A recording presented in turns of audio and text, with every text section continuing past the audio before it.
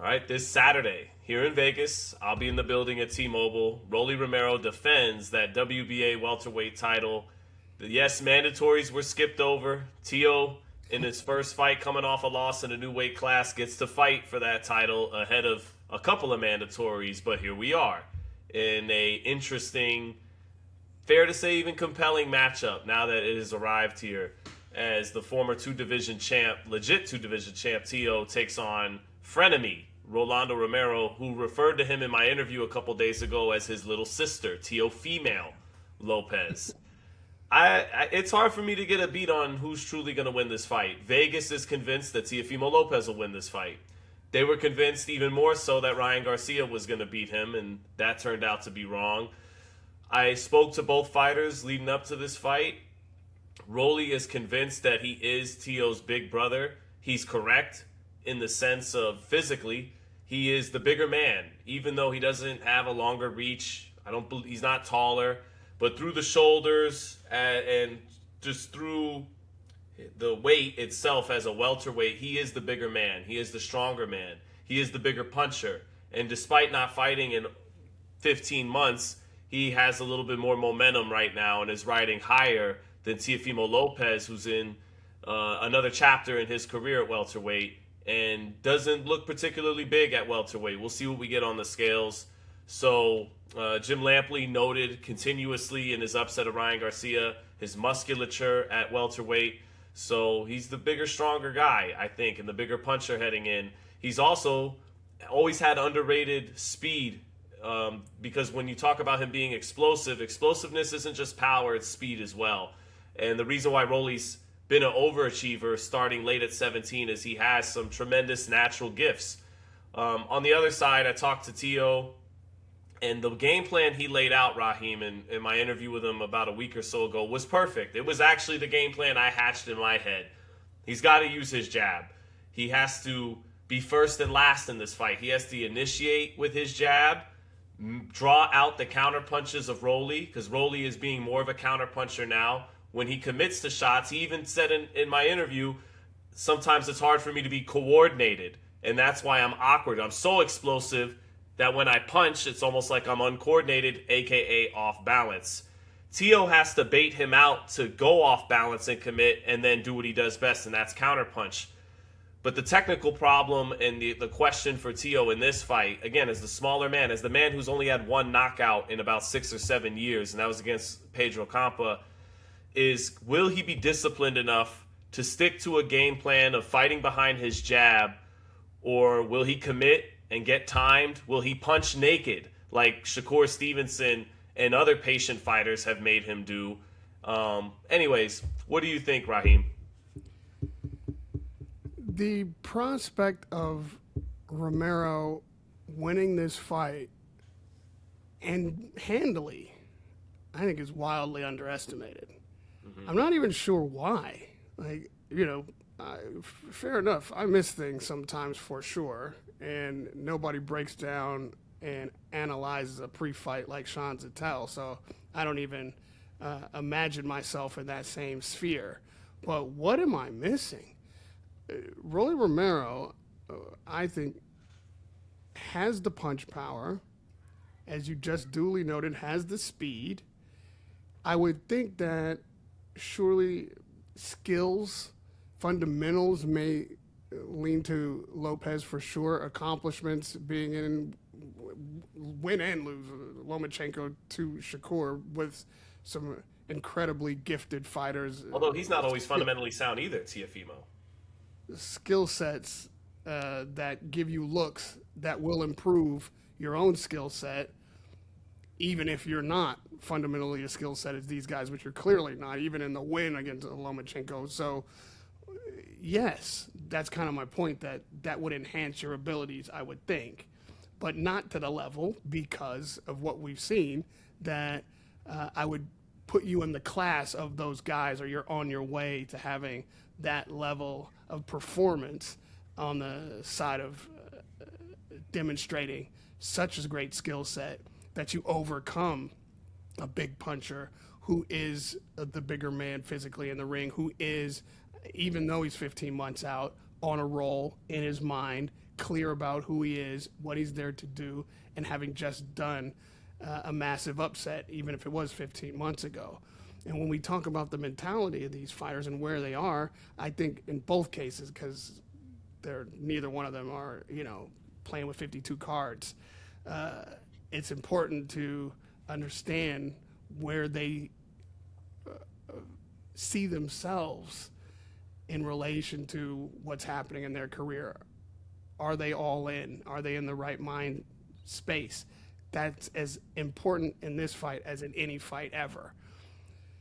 I watched an interview with Rick Reno and Teofimo and his father, and the takeaway from that interview, and I gotta give credit where it's due. Rick Reno, manages to get it out of these guys for whatever reason. He is very good at getting these moments that are important. He did it with Rolly, and now he's done it with Teo and his dad. And the moment that I took away was when Teo was like, "I'm a guy who doesn't know who he is." That strife between him and his father, that's not healed. They were kind of off sync, out of sync, even in that interview that they did together, which I think was meant to show that they were a unit again. But there's still friction there. There's still discord. They're not on the same page yet. And Teofimo is searching for his identity, as he himself has just acknowledged in the build-up to this fight. Coming off a loss, even against Shakur Stevenson, where, again, that's no disgrace. He got beaten by a much better fighter. Fair play to you. But he doesn't know, I believe, how he wins going forward. Not just this fight, but in life. Like, that was a telling moment. And if he's in there searching for his identity and looking for the right game plan, possibly surprised by what Rolly's going to bring and how efficient he will be bringing it, how comfortable Rolly will be in his own skin, that is the difference in this fight for me. 147 pounds is a lot bigger than 7 pounds heavier than 40. And if you're in this game, you'll understand the meaning. This is a different weight class, and this is that proving ground, that next level of need for size, power, ability to take a punch. We don't even know. Let's not forget, granted, I understand who the Australian Cambosis is, but he did knock Rolly over. You know what I mean? Teo over? I mean, he did knock Teofimo over. I don't know that Teo is taking Rolly's shots at 47.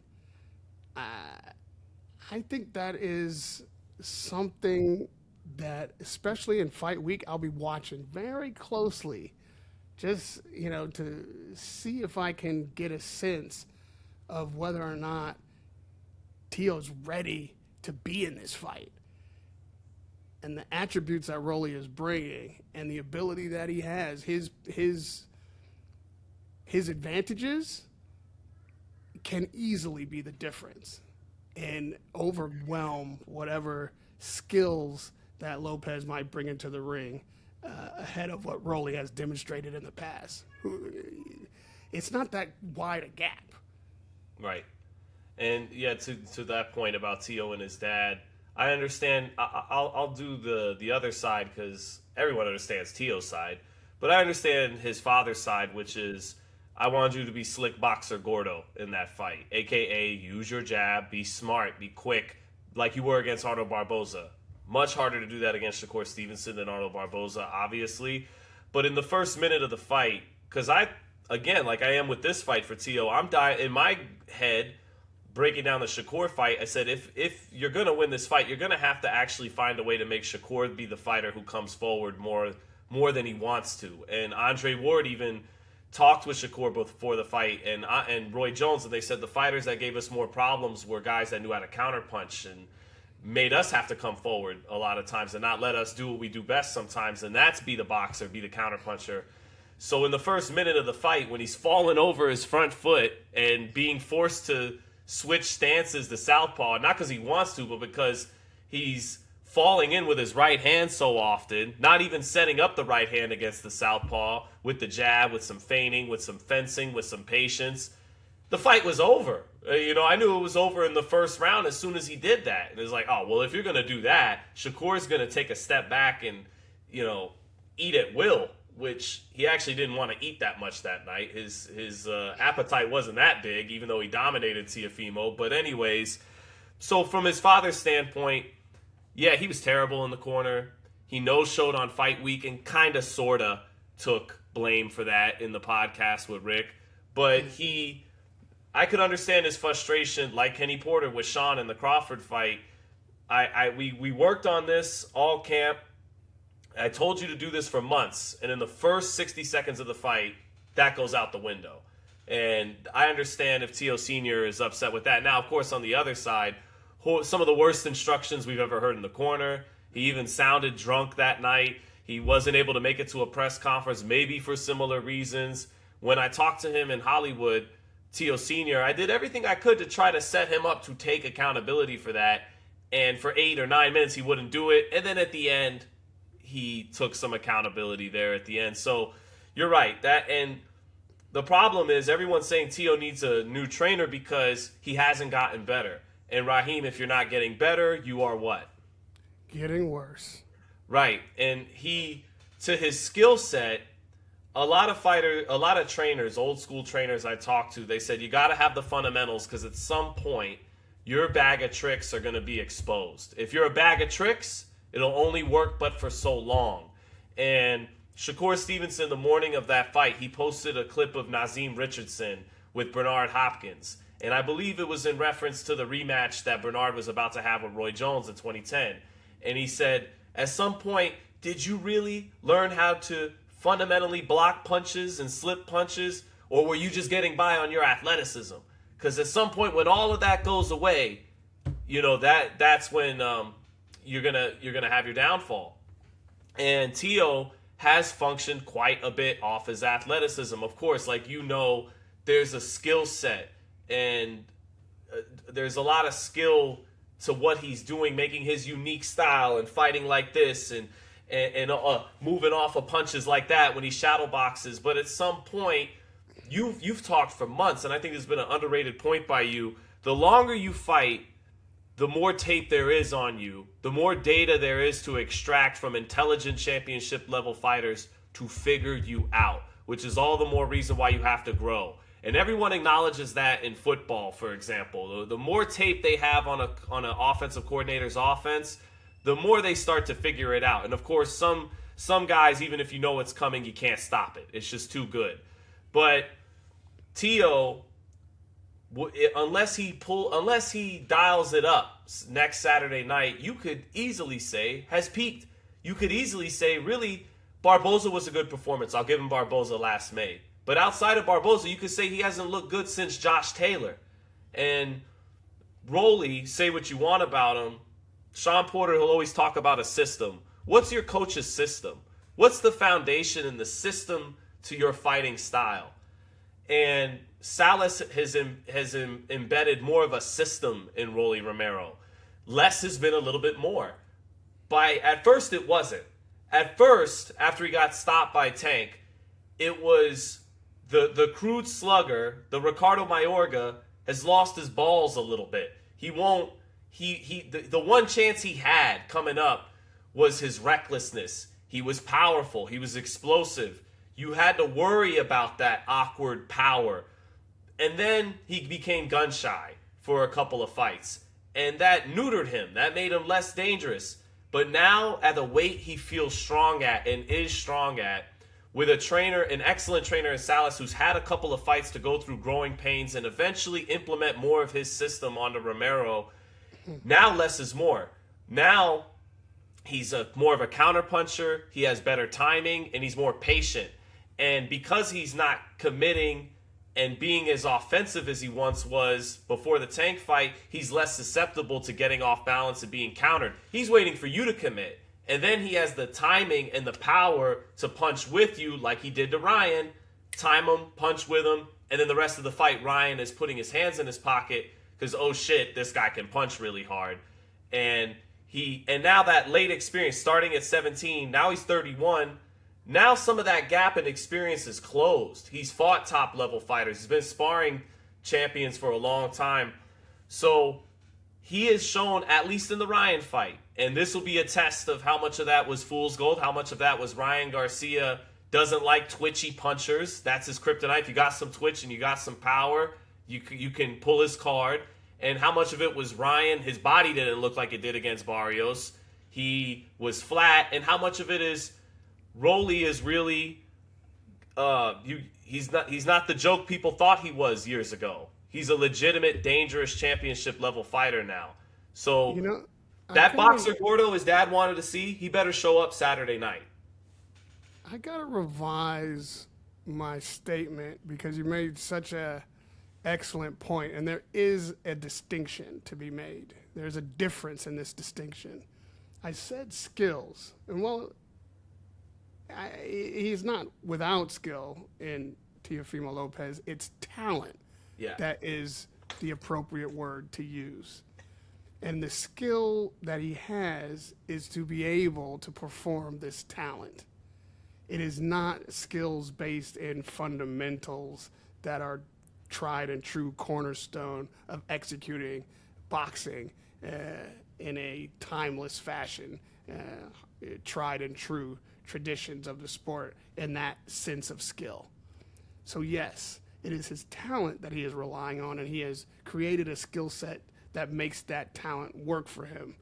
However, because of the fact that that has been beaten by a better fighter, and he's been in with very, very skilled fighters whose fundamentals are rock solid and not absorbed from them enough to level up his skill set, and not receive that from his trainer.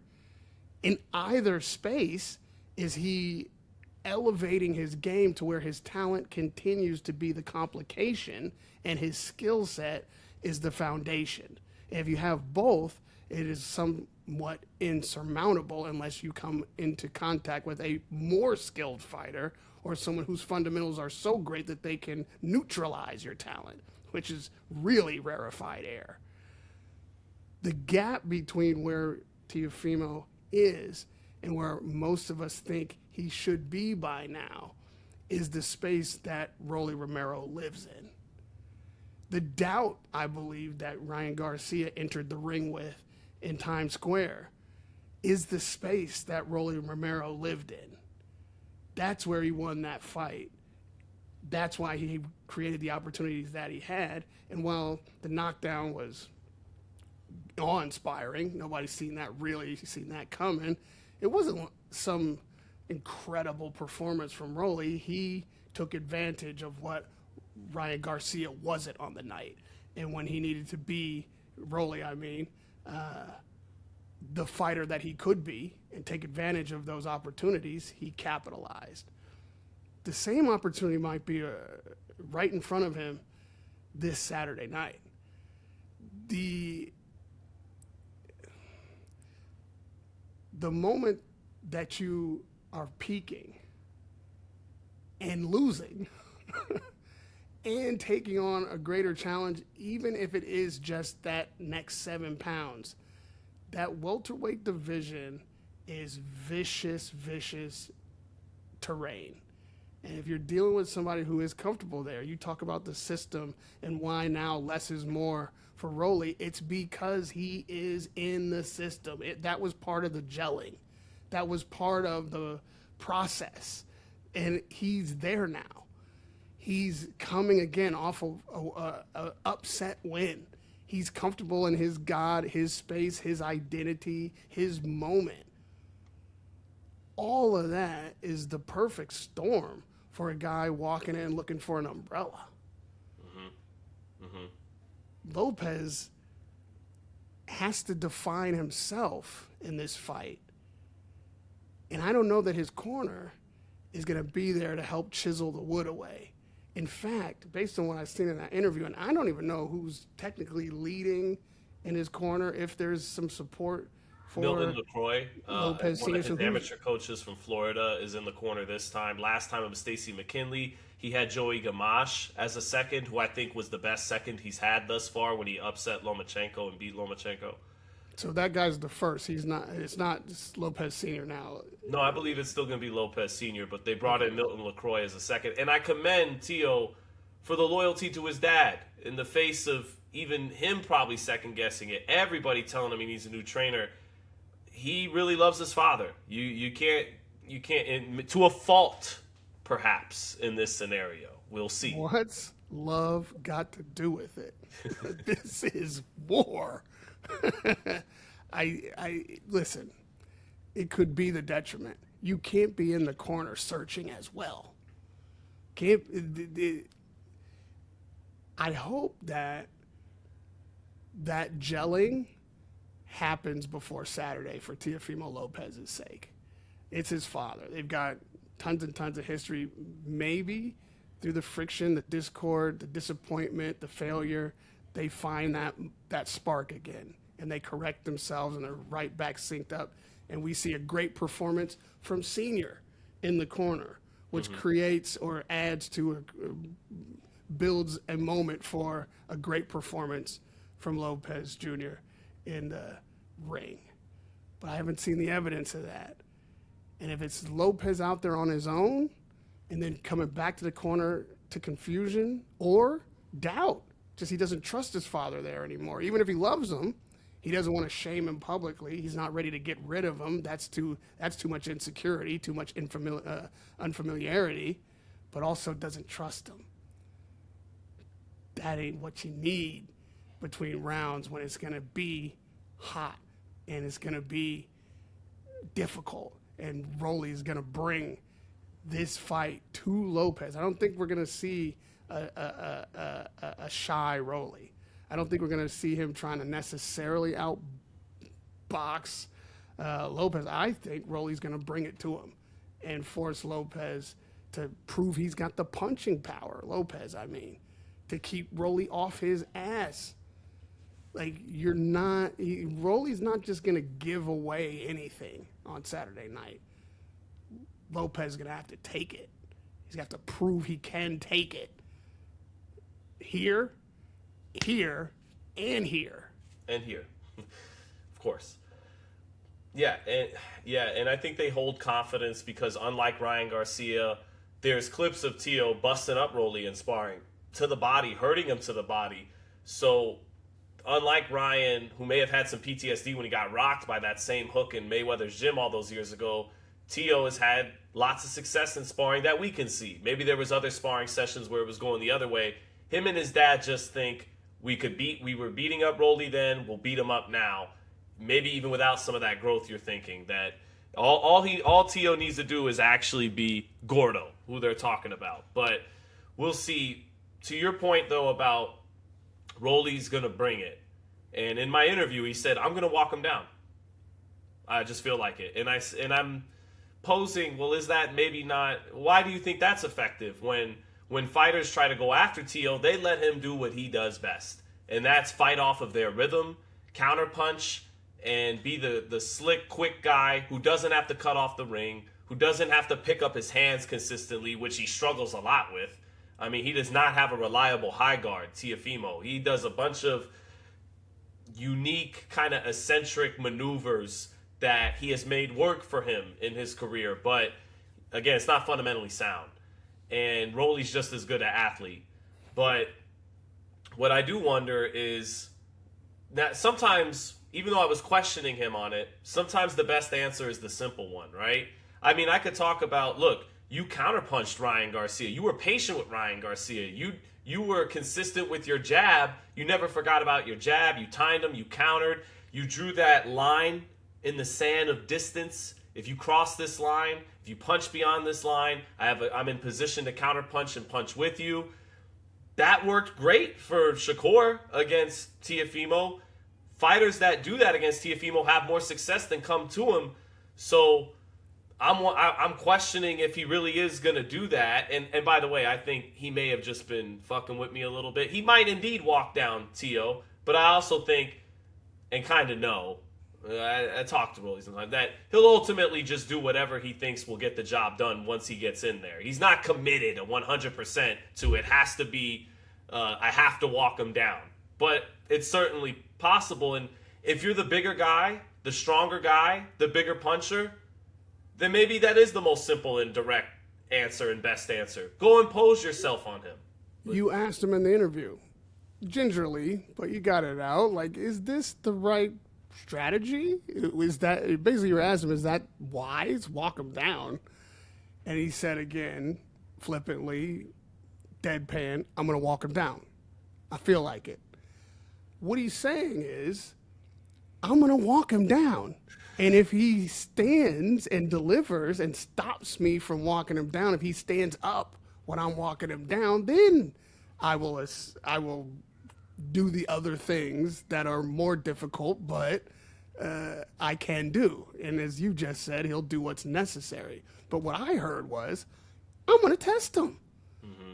You have to everything that Rolly does in this fight that isn't easy, Lopez is going to have to make him do.